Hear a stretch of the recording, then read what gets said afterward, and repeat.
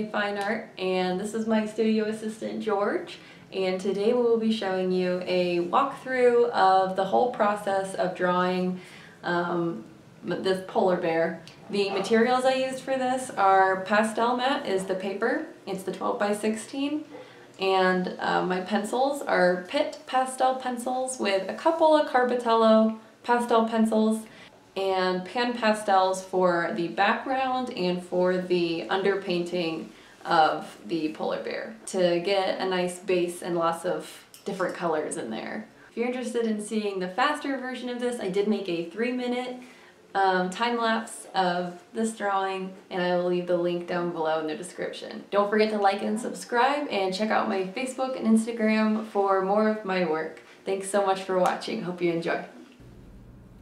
Alrighty, here's my polar bear. I started with the grid method. You can kind of see the squares to get the polar bear down onto the paper. It was my first time trying it out, so I don't really like it, but it might work for some people who like to work in each square at a time. I don't. I like to kind of work all over the piece. As you can see, I'm kind of using my black and my dark blue pencil all over to make sure that I'm getting everything where it needs to be and start defining the important things like the nose, the eye, the lips, the ear, and a little bit of the fur direction. Then I start blocking in my background with my pan pastel colors. Got mostly purples, whites, and a little bit of yellow in there. And I wanted to reflect that in the polar bear itself. And yellow is a really good complementary color to purple. So I put some yellow in his fur, some blues, because blue and purple are both very cool colors, and it's a polar bear, so it worked. I like to also add browns in the fur because it has a nice earthy, realistic feel to it. Brown is very common in white fur, so I put that in. A lot of the midtones are going to be browns and blues, even though it's white. So that's the thing about this, is even though it's white, it's going to have a whole lot of other colors in there. It's still going to be a full spectrum.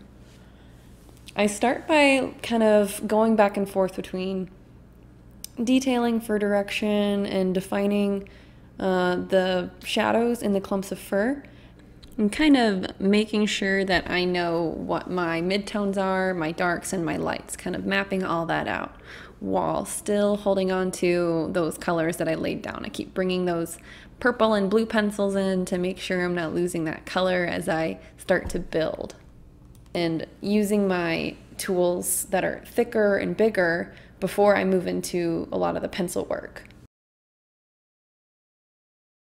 I've broken out my white pencil here to start defining the lighter areas, and you just have to work from the base forward. So most of my highlights will be applied at the end, and you'll see that.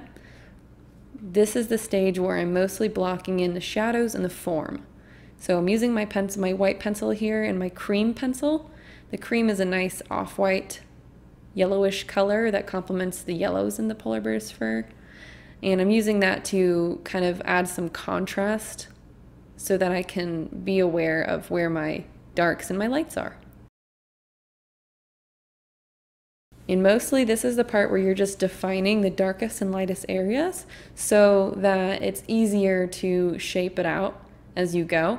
You always want to do form before detail, so that means the details of the piece can come later so that you make sure it has the right form. And the way you do that is start with the base colors and the base shapes and the base shading, and then you get more detailed from there. Even with these base layers, it's very important to still be using your pencil strokes and your brush strokes in the direction of the fur.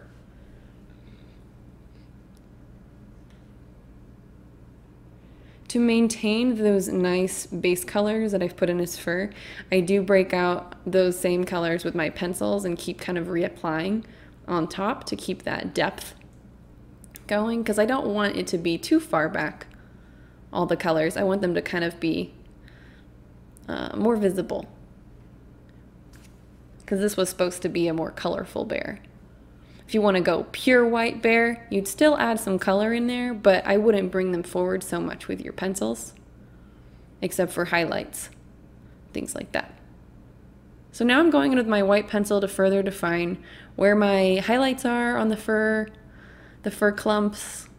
The ear, there was some white that came off the back of the ear as well, even though the light is hitting the front, because it's thin hair, so it doesn't have anything blocking the light from just shining through it. So pay attention to things like that. The hair kind of farther away from the animal that is white is going to be more pure white because there's less of the animal blocking the fur, if that makes sense.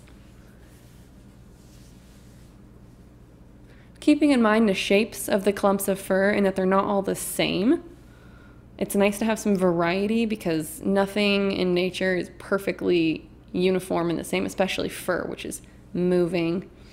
So I have the general direction down the face and down the side of the cheek, and it changes all throughout down its neck to give you the illusion that it's coming out of the piece. So don't just have it all going in the same direction. Going in and further defining with black, there was my paintbrush there. I use a little paintbrush sometimes for the mid to later layers to kind of blend it in without smushing everything I've just done. Because if you use soft tools the whole time, you can just smush around all of your nice layering work. And that's the thing with pastels, is they are very smooshy, very easy to just rub out all your effort. So I'm more gentle with my blending as time goes on in the piece. See, I'm using a lot more white, a lot more of just the brush and not the soft tools here, because we're getting near the end of the layering process. During this piece, I had to make sure, since I had already applied my background, my purple, that I had my hand up off of it, because you can smear that all over the place. One way to kind of prevent this is by using glassine paper or even just tracing paper, but the best way is just to try to keep your hand off of it, no pressure on it, period. Just going in with my various colors and my white at this point, further defining the hairs. This is where you can get many hours where you don't feel like it's getting anywhere, but it really does make a lot of difference to spend a lot of time on the detail for all of the fur areas. Added some highlights there in the lip, in the eye. And that is all stuff that comes near the end here, because if it happens in the beginning, then I don't get that nice depth and layering of starting from the dark and then mid-tones and then lightest. I'm only blending out with my little brush and little bits of my finger at this point, because I'm nearly finished with the piece. It's really just highlighting for the next few hours here. Notice how where the fur is more flat, there is less depth and darkness in the shading of it. It's mostly whiter because there's less overlap shadows. So keep that in mind. I'm also keeping in mind my light source, even with the highlights. I can highlight everywhere, but the value of my highlights is going to get darker as I get lower down on his face, because the light isn't hitting it as much. Highlight, highlight, highlight. Geez, lots of highlighting. And like you can see, it's a white polar bear. It still looks like a white polar bear. And I'm using a lot of white, but the finished piece has so many colors and stuff in it that make it look more dynamic. So I also make sure to go in and redefine and blend out and add a little more color to my backgrounds near the end, just to kind of make it pop more.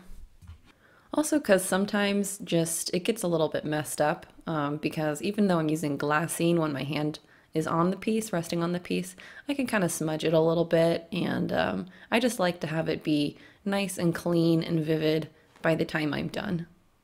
I added a little bit of a white outline, some pink and purple outline, so it stands out a little against the background. Some purple there at the bottom, highlights around the eyes, a little bit of blues, and We are almost done. Some blacks in there for the very last darkest and most defined blacks, such as the eye and the nose. It's nice to come in and define the dark areas one last time to have that contrast factor. So I like to do that, but don't get too crazy with it. You still want to keep a nice range of values. Just blending out where the pastel has kind of looked chalky on top of this super toothy pastel matte paper, and that is why I use that brush at the end. Gives it a smoother appearance. And that is all. Thank you so much for watching. I hope that you learned something. Let me know what you thought in the comment section, and don't forget to like and subscribe. Bye!